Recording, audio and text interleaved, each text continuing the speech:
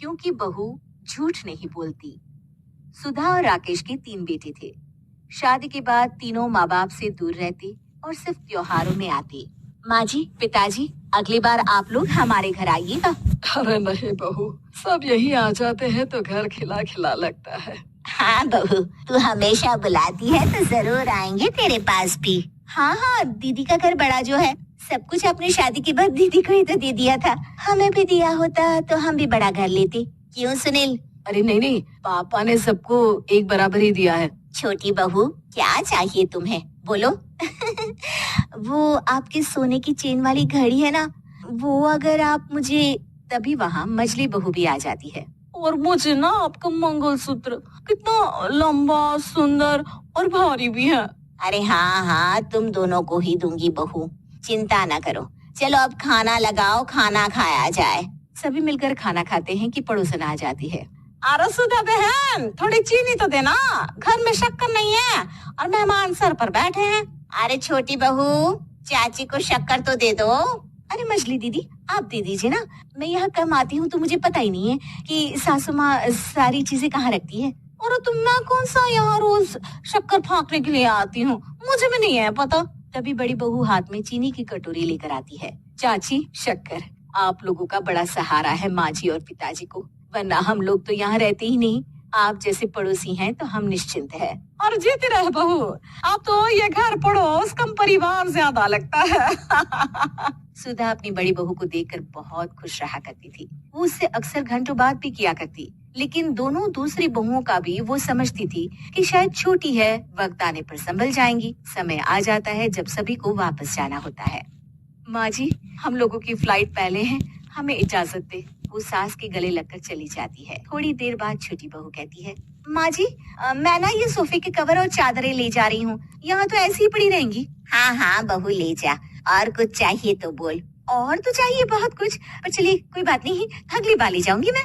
ऐसे ही मंजली बहू भी घर का बहुत सारा सामान ले जाती है। सभी के जाने के बाद सुधा राकेश से कहती है, घर कितना सूना लग रहा है ना। हाँ, और खाली भी। तुम्हारी दोनों बहुएं सब बटोर गई। अरे ठीक है ना, हम दोनों ही तो हैं, कितना सामान लगेगा। फिर उन लोगों की नई गृहस्थी, इतना मत सोचा करे। समय बीतता है। ऐसे ही हर साल त्योहारों में सुधा और राकेश के बच्चों की बहू आते और जाते वक्त ढेर सारा सामान पैक कर कर ले जाती। लेकिन कुछ ही सालों में सुधा का देहांत हो जाता है। पिताजी, आप यहाँ अकेले क्या करेंगे, हम लोगों के साथ चलिए। अरे नहीं बहू, इस घर में सुधा की यादें हैं, मैं उसे नहीं छोड़ सकता हूँ। अब तुम लोगों की माँ नहीं रही। देख लो, वैसे तो मैंने उसके जीते जी सब कुछ दे दिया है, लेकिन कुछ उसका पर्सनल कीमती सामान था जो ये है, ले लो। सामान में होती है एक घड़ी और एक मंगलसूत्र। माँ जी ने कहा था कि वो ये घड़ी मुझे देंगी। हाँ हाँ पिताजी, माँ ने सबके सामने ये घड़ी सरिता को देने के लिए कहा था। उठा लो सरिता माँ की घड़ी। अब क्या था, छोटी बहू फट से घड़ी उठा लेती है। और पिताजी, ये मंगलसूत्र तो माँ ने मुझे ही देने को कहा था, याद है ना? वो सभी की ओर इशारा करती है। तू भी ले ले ये हार बेटा, कोई बात नहीं। मंजली फटाक से हार उठा लेती है। ससुर बड़ी बहू की तरफ देखते हैं। तुझे क्या दूं बेटा? पिताजी, माँ ने एक चीज मेरे लिए भी रखी है। सभी के कान खड़े हो जाते हैं कि आखिर सास ने क्या रखा होगा बड़ी के लिए। अरे माँ जी तो दीदी से प्यार भी ज्यादा ही करती थी, हमेशा उनसे बात किया करती। जरूर कोई बड़ी और अपनी प्रिय चीज दी होगी दीदी को। और देख लेते हैं ना, वरना तो हम भी बराबर का बंटवारा करेंगे। हाँ, कर लेना बंटवारा। लेकिन बड़ी बहू, बताओ तो, सुधा ने क्या रखा है तुम्हारे लिए?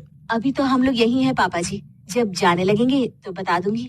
बड़ी बहू के मुंह से ये बात सुनकर बाकी दो बहुएं सोचने लगती हैं कि आखिर क्या है जो दीदी को सासू माँ देकर गई है। दीदी, ऐसा तो नहीं ना कि पूरे घर का आधा हिस्सा माँ बड़ी भाभी को देकर गई हो। तभी वहाँ ससुर आ जाते हैं। नहीं, ऐसा कुछ नहीं है। मकान तो तुम तीनों का बराबर से है। देखो, बड़ी बहू से तुम्हारी सास ज्यादा जुड़ी थी, न जाने क्यों घंटों बात किया करती थी। पता नहीं क्या देकर गई है उसे। और ससुर जी, आपको क्या पता, चालाकी से पूरे घर के पेपर में साइन करवा लिए हो, या फिर कोई छुपा गहना।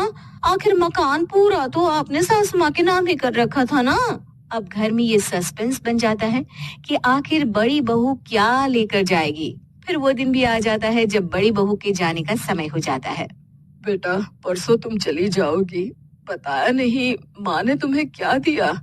घड़ी और हार जो बेशकीमती था और तुम्हारी सास को सबसे ज्यादा प्रिय था, उसका तो बंटवारा भी हो चुका है। अब तुम्हारी बारी। हाँ पिताजी, आज मैं ये बात बताने ही वाली थी। माँ ने मुझे उससे भी बेशकीमती चीज दी है और वो है आप। आपसे अधिक प्रिय उन्हें कुछ नहीं था। माँ चाहती थी कि आप मेरे साथ रहें। चलिए पिताजी। बेटा, मेरे पास तो कोई पेंशन भी नहीं है और ना ही कोई प्रॉपर्टी।